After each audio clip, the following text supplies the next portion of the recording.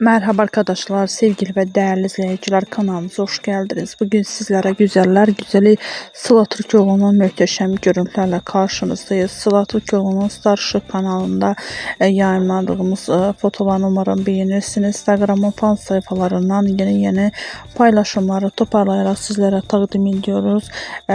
Projelerinden yeni görüntülerin devamı gelmesi istiyorsanız buyurun videomuzu izlemekte kalın. Hoşça kalın arkadaşlar. Bizden bu kadar.